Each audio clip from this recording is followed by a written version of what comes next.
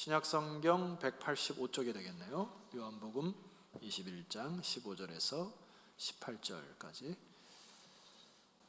교독합시다. 그들이 조반 먹은 후에 예수께서 시몬 베드로에게 이르시되 요한의 아들 시몬아 내가 이 사람들보다 나를 더 사랑하느냐 하시니 이르되 주님 그러나이다.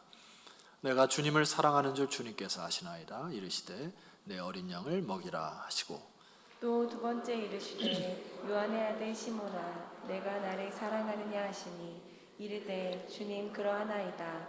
내가 주님을 사랑하는 줄 주님께서 아시나이다. 이르시되 내 양을 치라 하시고 세 번째 이르시되 요한의 아들 시몬아 내가 나를 사랑하느냐 하시니 주께서 세 번째 내가 나를 사랑하냐 하시므로 베드로가 근심하여 이르되 주님 모든 것을 아시오매 내가 주님을 사랑하는 줄을 주님께서 아시나이다. 예수께서 이르시되 내 양을 먹이라.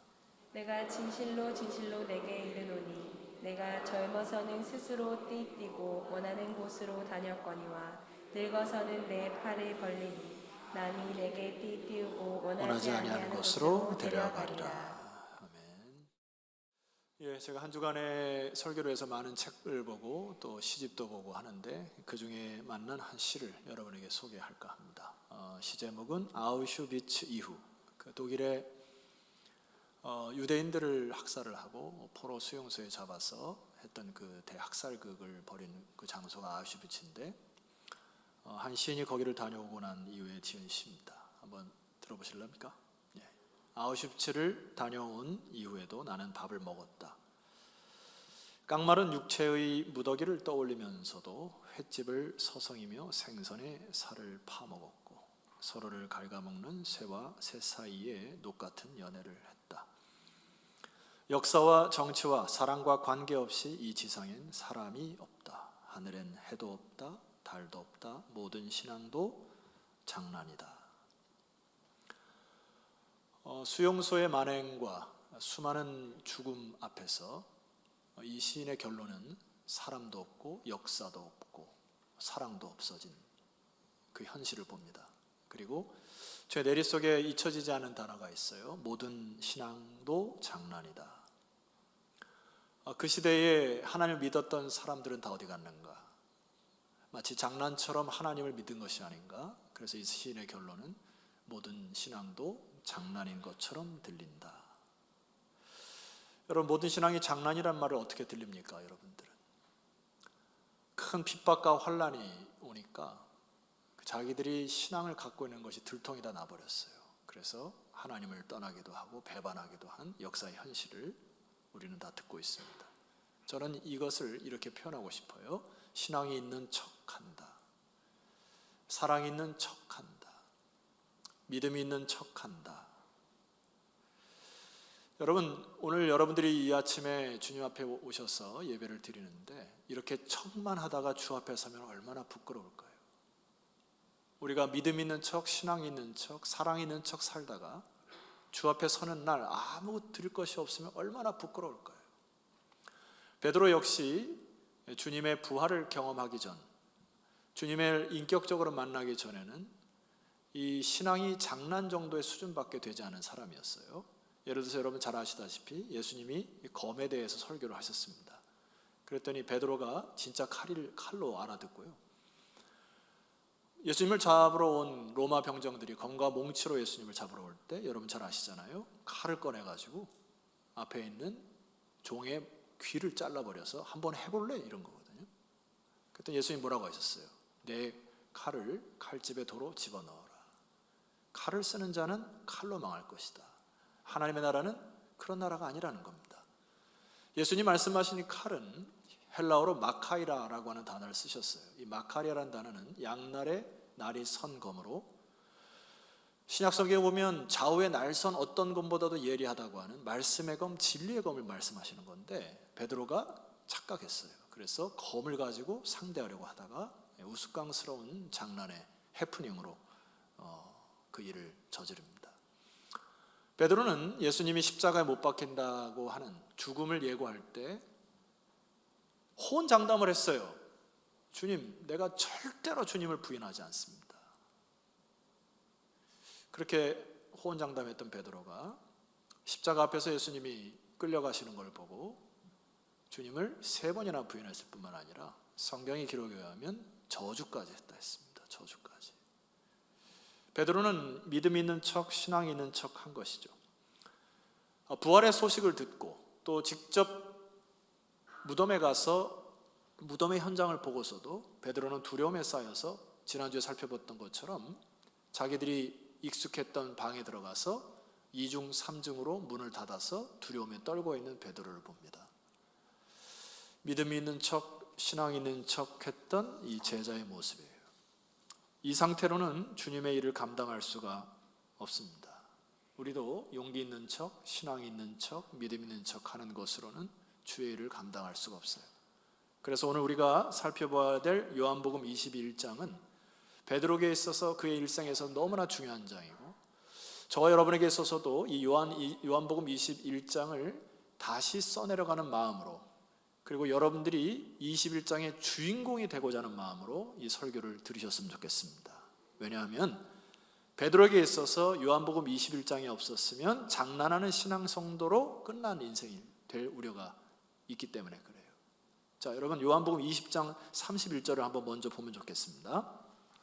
함께 봉독합시다. 시작.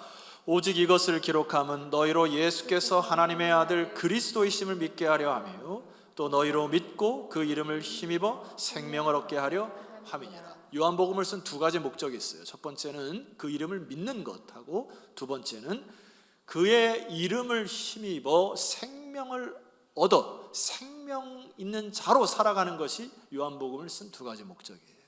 많은 사람들이 예수 그리스도의 이름을 믿는 정도의 수준으로 머뭅니다.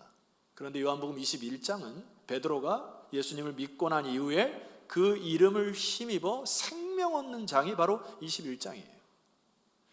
어떤 신학자는 요한복음 21장을 부록이라고 얘기하는데 저는 동의하지 않습니다. 이것은 부록으로 첨가한 말씀이 아니고 여러분의 인생 가운데도 반드시 필요한 장이 요한복음 21장이에요. 그런 마음으로 한번 따라와 보십시다. 1절 말씀을 함께 읽읍시다. 시작. 그 후에 예수께서 디베랴 호수에서 또 제자들에게 자기를 나타내셨으니 나타내신 일은 이러하니라. 여기 디베랴 호수는 갈릴리 바다와 동일한 단어입니다. 그때 당시에 로마의 황제가 티베리우스였기 때문에 그의 이름을 따라서 디베랴 호수로 명명하기도 했어요. 그런데 이 단어에서, 이 문장에서 정말 중요한 것이 있습니다. 여러분 혹시 볼펜을 갖고 계신 분들은 나타내셨으니 여기에 밑줄을 쫙 그으셔야 됩니다.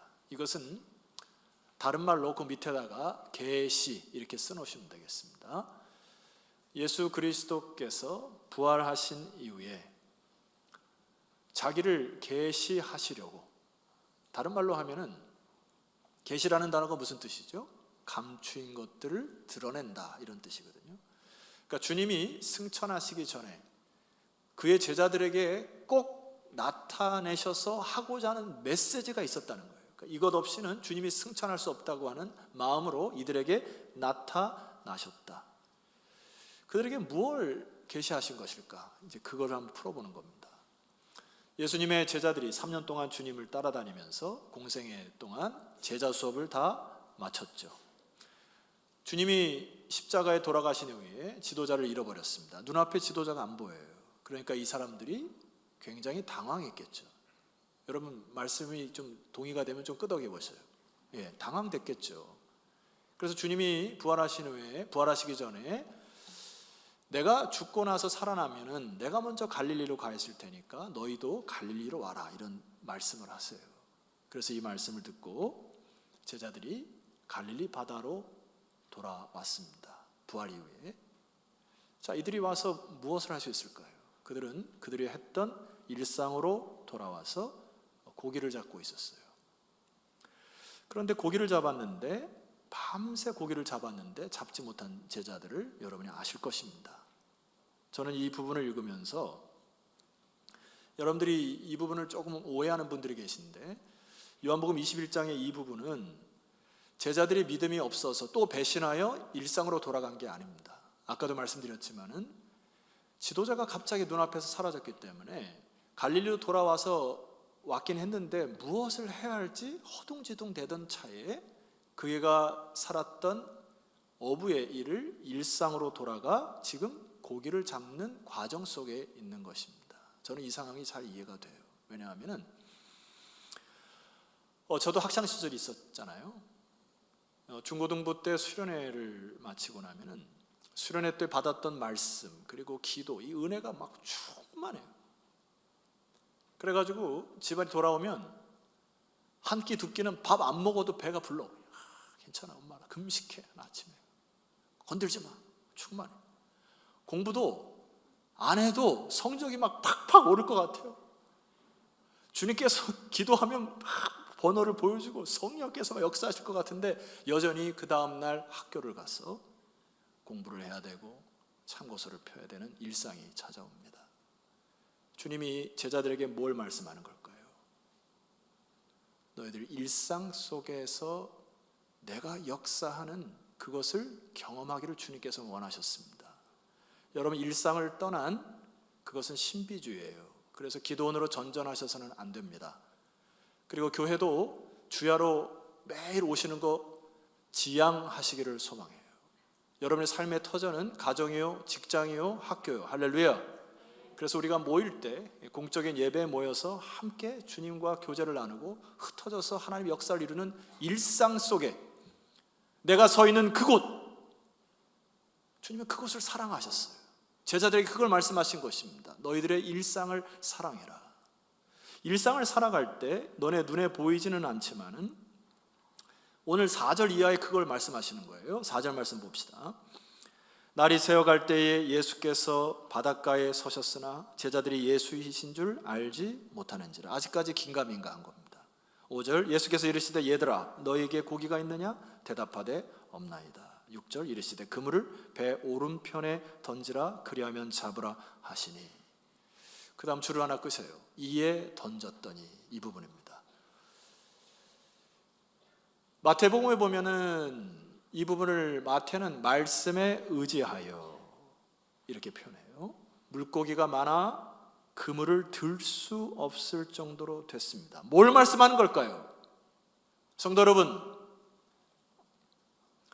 내 힘과 지혜로 인생을 살다 보면 밤새도록 수고했는데 한 마리 잡지 못할 때가 많습니다. 열심히 했는데 진급이 안 될 경우가 있어요. 열심히 했는데 시험에 떨어질 수도 있고, 뭔가 했는데 돈은 걷어들이는 거 없고, 열심히 했는데 내 몸은 망가져 있고, 내 계획과 생각대로 참 노력을 했는데 그물을 펴보니까 한 마리도 얻지 못하는 그런 허망한 인생살이가 우리의 인생살이에 많이 찾아옵니다. 여러분, 그 동의하시죠? 주님이 뭘 경험해주고 싶은 것일까요?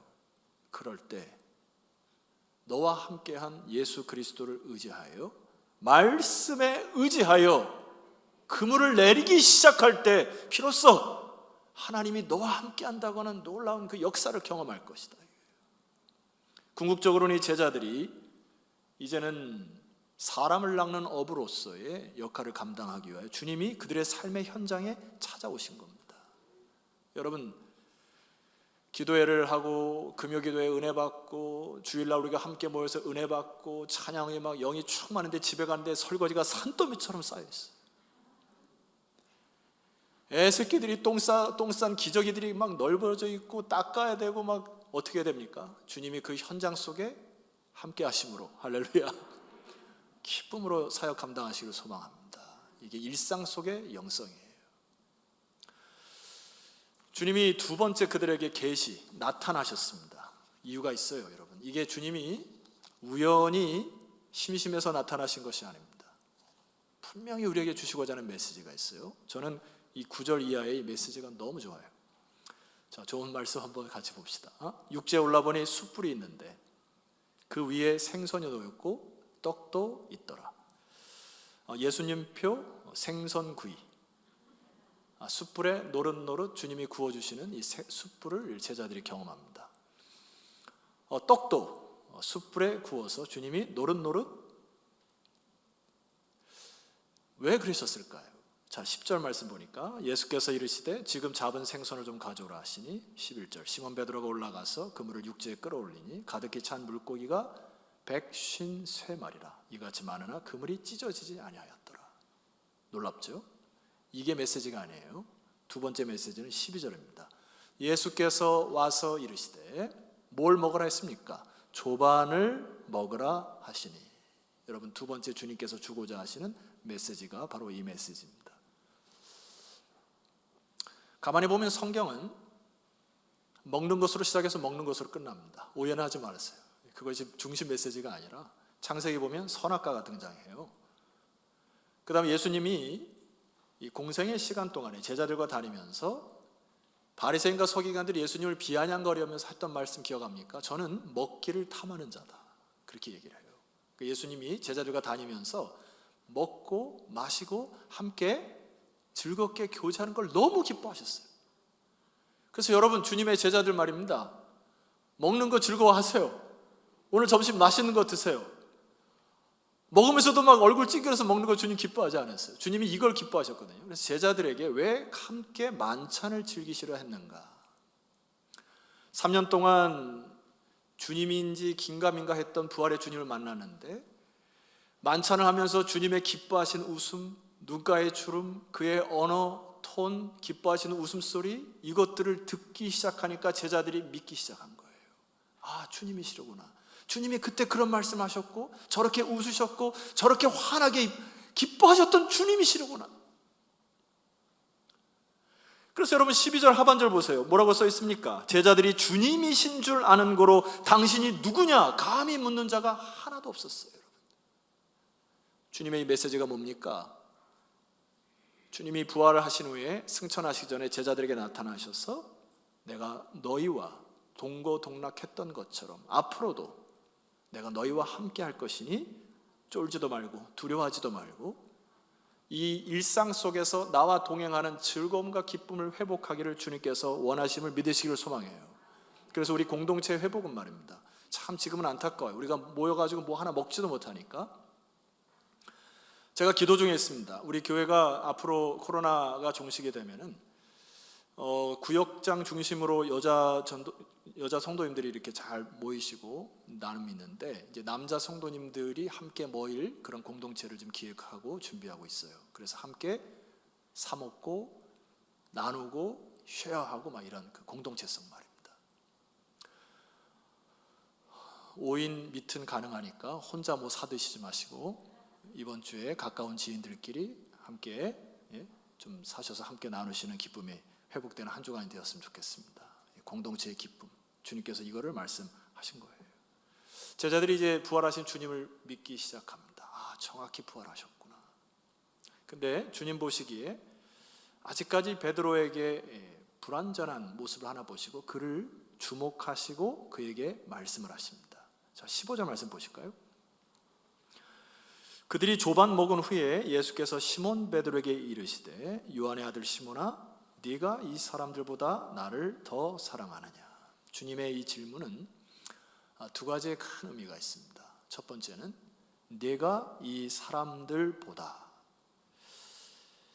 네가 사랑했던 어떤 사람들이 있을 텐데 이제 그 사람들보다 나를 더 사랑하느냐라는 질문이고, 여러분 그 관주 성경 그 1 이렇게 되어 있는 성경들이 있어요. 그 밑에 쭉 내려가시다 보면은 이것들보다 이런 것이거든요.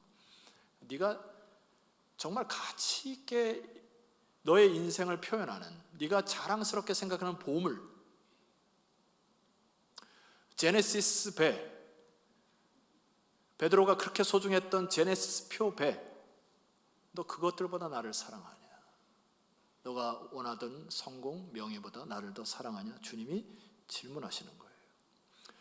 여기에 사랑이라는 단어는 사랑의 이 그리스 시대 때에 한 4가지 정도의 사랑이 있습니다. 첫 번째는 아가페의 사랑인데, 이거는 하나님이 우리 인간을 사랑할 때 아가페라 하는데 사실 인간과 인간에도 아가페 사랑이 가능한 것이죠. 두 번째는 필레오라는 사랑이에요. 이것은 친구 간의 사랑이에요. 우정.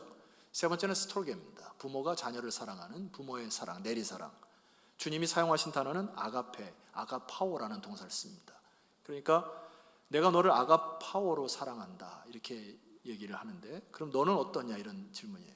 제임스 보이스가, 이런 유명한 신학자가 있습니다. 제가 주석을 살펴보니까 이 제임스 보이스가 이 아가파오 사랑을 이렇게 표현하더라고요. 숫자적으로 아가파오의 사랑은 100%의 사랑이다. 근데 베드로가 뭐라고 대답했어요? 나는 주님을 필레오로 사랑합니다. 이렇게 대답을 한 겁니다. 여러분 그도 그럴 것이, 그전에는 베드로가 호언장담을 해서 내가 죽을지언정 주님을 부인하지 않겠습니다 했던 베드로가 자신감이 다 빠졌어요. 그리고 이제는 이 필레오로밖에 사랑을 못하겠습니다라는 이야기는 그 제임스 보이스의 그 책에 보니까 50%로 표현을 해놨더라고요. 정확히는 60%예요. 근데 제가 50%로 좀 낮췄어요. 예전에 호언장담하던 베드로가 온데간데 없습니다. 자신감도 다 사라졌어요. 그런데 주님이 뭐라고 대답하십니까? 15절 하반절 보니까 내 양을 먹이라 했어요. 주님 저 자신 없다고 했는데요. 주님이 내 양을 먹이라 합니다. 베드로에게 있어서는 일전에 자기에게 하셨던 예수님 말씀이 떠올릴 것입니다. 너는 돌이킨 후에 내 형제를 굳게 하는 것이 내 사명이니라. 내 양을 먹이라 했어요. 아마 베드로가 이 쉽게 질문에 대답이 안 된 것 같아요. 두 번째 예수님이 질문합니다. 두 번째 이르시되 요한의 아들 시몬아 16절 네가 나를 사랑하느냐? 100%로 아가파오로 너는 나를 사랑하느냐 하시니 주님 그러하나이다. 내가 주님을 사랑하는 줄을 주님께서 아시나이다. 베드로의 대답은 역시 또 50%입니다. 주님 저는 주님을 100% 사랑할 수 없는 것 같습니다. 솔직하죠. 주님이 또 뭐라고 얘기하시냐면 내 양을 치라 합니다. 내 양을 치라라고 하는 것은 도적대나 이를 때부터 너에게 준 양을 지키라고 하는 이 사명인데, 주님께서 세 번째 한 번 더 질문을 하세요. 17절 말씀, 세 번째 이르시되 요한의 아들 시몬아 네가 나를 사랑하느냐? 이때는 주님이 필레오라는 단어로 묻습니다. 눈높이를 낮추신 거예요, 제자 베드로에게. 그랬더니 베드로가 어지간히 힘들었던 모양이에요. 17절 하반절에 보니까 베드로가 근심하여 이르되 주님 모든 것을 아시오매 내가 주님을 사랑하는 줄을 주님께서 아시나이다. 베드로의 중심을 알 수 있는 구절이 여기 모든 것을 아시오매 라는 단어입니다. 이런 거잖아요. 주님 잘 아시잖아요. 내가 주님 사랑한다 해놓고 3번이나 부인했고 주님을 저주까지 한 인물입니다. 주님 아시잖아요. 주님 말 잘못 새겨 듣고 칼 들어가지고 다른 사람 귀를 잘라버리는 불충의 종입니다. 주님 아시잖아요. 주님께서 내 양을 먹이고 내 양을 치라 하신 말씀, 내가 어떻게 그 말씀을 지킬 수 있겠습니까? 저는 그렇게 부족한 존재입니다.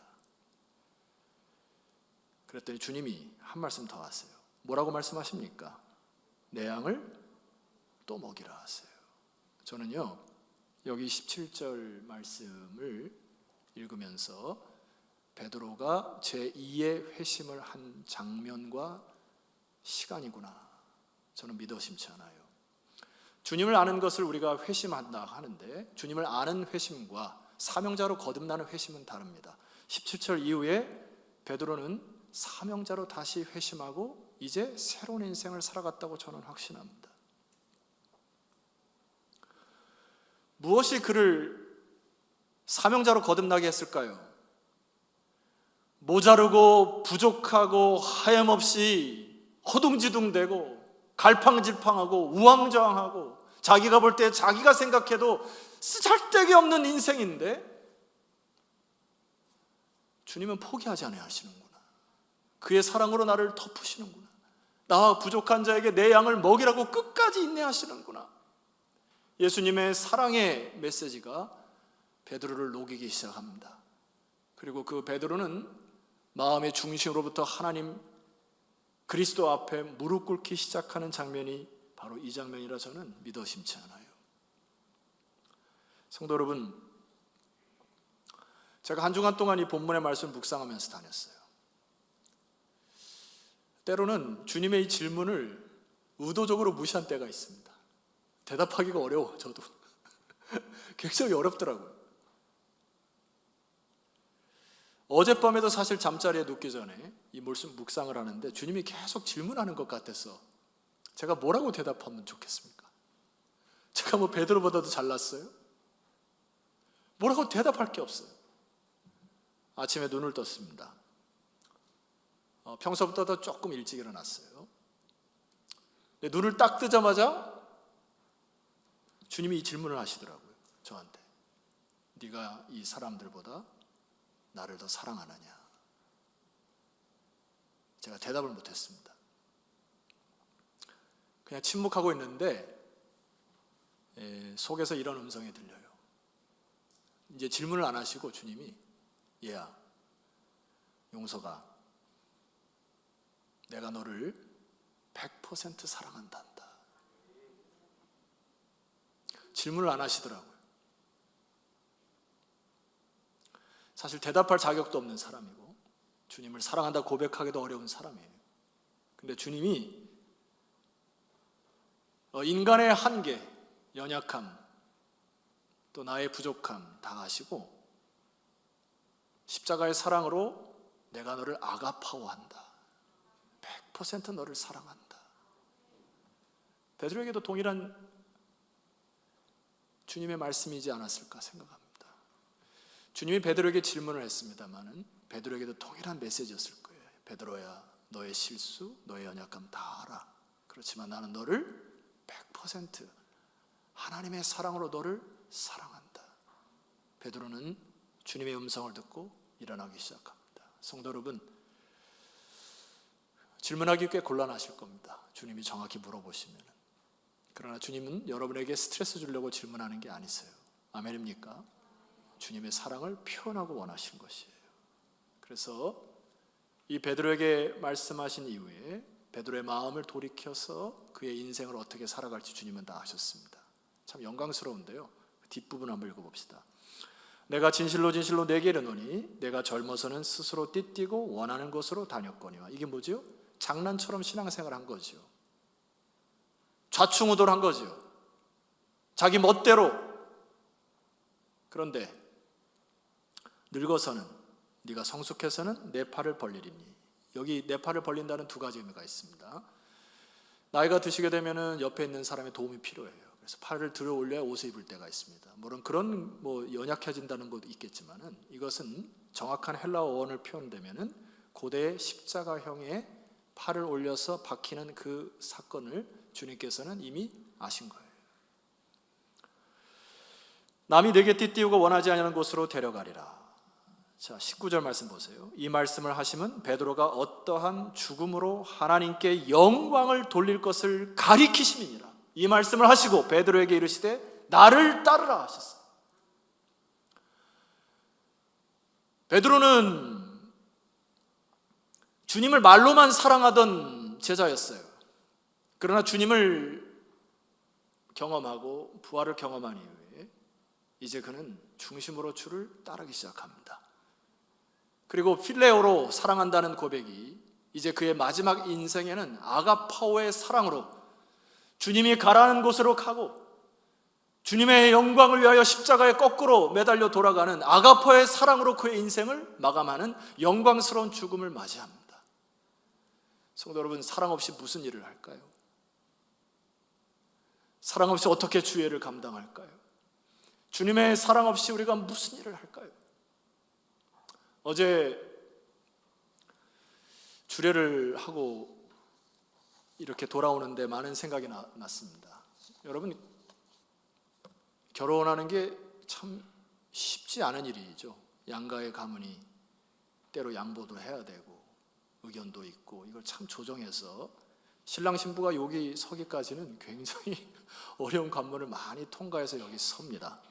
그래서 제가 딱 신랑 신부 얼굴을 보면은 항상 반반이에요. 지치고 피곤한 얼굴과 앞으로 행복과 기쁨의 기대감으로 아주 묘한 표정으로 제 앞에 서 있어요. 나중에 제가 한번 사진 찍어서 보여드릴게요. 근데 어떻게 거기 자리에 설 수 있습니까? 사랑 때문에 서요. 사랑 때문에 이 사람들은 다 이기고 이 앞에 서서 사랑으로 살아갈 것을 다짐하는 장소가 바로 이 자리 아닙니까? 여러분께 질문할게요. 사랑한다는 게 뭡니까? 여러분 왜 결혼하셨어요? 사랑한다는 거는 떨어지기 싫으니까 결혼하는 거 아니에요? 함께 있고 싶고 더 대화하고 싶고, 그래서 이 사랑으로 가정을 이루고 서로 배려하고 존중하고, 아멘 할 때쯤 됐는데 그게 사랑 아니에요? 함께 있고 싶고. 여러분, 주님 사랑하십니까? 주님 사랑하는데 한 주일 동안 얼마큼 주님 앞에 앉아 계셨어요? 주님과 대화하는 시간이 얼마 정도 됐습니까? 예수님과의 호흡과 예수님의 뜻을 묵상하기 위하여 얼마큼 여러분들 주님과의 영적 터치를 이루셨나요? 주님과의 깊은 사랑 없이 어떻게 주의를 감당할까요? 여러분, 주님을 사랑한다는 고백 아멘으로 하셨는데 한 주간 동안 더 주님을 사랑하는 그 사랑의 교제의 자리로 내려가시기를 소망해요. 그 힘으로 일어서는 겁니다. 베드로는 그 힘으로 일어선 거예요. 사랑한다는 고백 듣고, 내가 너와 함께 한다는 고백 듣고 비로소 주의 사역하는 거죠. 그래서 베드로는 굉장히 다혈질적이고 급한 성격의 소유자인데 그의 인격이 많이 다듬어지고 아가퍼의 사랑으로 성장하는 것이 눈에 보입니다. 베드로 전후서를 보면 이 베드로의 필치처럼 느껴지지가 않아요. 한번 봅시다. 마지막인데 베드로전서 5장 1절. 너희 중 장로들에게 권하노니 나와 함께 장로된 자요 그리스도의 고난의 증인이요 나타날 영광에 참여할 자니라. 여러분, 이 1절 보면은 굉장히 엄중하고 상대방을 존중하고 나와 함께 장로된 자요, 배려하고, 여러분 이런 베드로가 아니었단 말이에요. 화나면 칼 들고 막 이랬던, 주님 막 주님을 꾸짖었던 사람 베드로가. 사랑이 들어오고 주님과 사랑이 깊어지니까 사람이 변한 거예요. 2절 보세요. 너희 중에 있는 하나님의 양 무리를 치되 억지로 하지 말고, 사랑이 없으면 억지로 하게 됩니다. 주의 일도 하나님의 뜻을 따라 자원함으로 하며 하나님을 기쁘시게 해드리는 마음으로 하고, 2절 하반절 보니까 더러운 이득을 위하여 하지 말고 기꺼이 하라. 여러분, 교회 일을 할 때 혹은 주의 일을 할 때 이득을 위하여 일하면 굉장히 어려워집니다. 조심하셔야 돼요. 3절 맡은 자들에게 주장하는 자세를 하지 말고 양무리에 본이 되라. 사랑을 경험하고 주님과 깊은 사랑의 사람들은 다른 사람을 주관하거나 다른 사람의 군림하거나 위세를 떨지 않는 거예요. 교회 리더십은 낮음으로, 섬김으로, 희생으로, 사랑으로 섬길 때 주님의 영이 교회에 가득하여 하나님의 교회를 이끌어 가실 줄 믿습니다. 주장하는 자세를 하지 말고 양무리에 본이 되라. 이 4절 말씀이 너무 아름답고 힘이 돋는 말씀입니다. 우리 크게 한번 선포하도록 하겠습니다. 시작. 목자장이 나타나실 때에 시들지 아니하는 영광의 관을 얻으리라. 목자장이란 단어에 주목하세요. 우리 예수 그리스도만이 목자장이고 저와 여러분은 목자십니다. 주님이 내 양을 먹이라. 우리의 양이 아니고 주님의 양을 여러분에게 맡기는 거예요. 베드로도 그렇고 저와 여러분도 마찬가지예요. 그 양이 여러분의 자녀일 수 있고 주일학교에서 키우는 우리 아이들일 수 있고 구역에서 섬기는 구역원들일 수 있고 여러분과 관계되는 수많은 사람들 속에 한두 명이라도 주님께서 내 양을 여러분에게 맡기시는 거예요. 우리의 인생의 목표는 여기 있어야 되는 겁니다. 내가 돈을 벌어야 하는 이유, 직장에 가서 열심히 일을 해야 할 이유, 책을 읽어야 하는 이유가 뭐예요? 여러분에게 맡겨진 양들을 올바로 먹이고 그를 잘 보호하여 그 영혼이 살찌게 하는 것이 여러분의 천국에 당도할 때 여러분의 최종 주님의 결과물이 될 것입니다. 그래서 주님이 베드로에게 계속 얘기하는 거예요. 내 양을 먹여라. 성도는 목자장이 나타나실 때 시들지 아니하는 영광의 면류관을 저 여러분에게 허락하실 것입니다. 자리에서 일어납시다.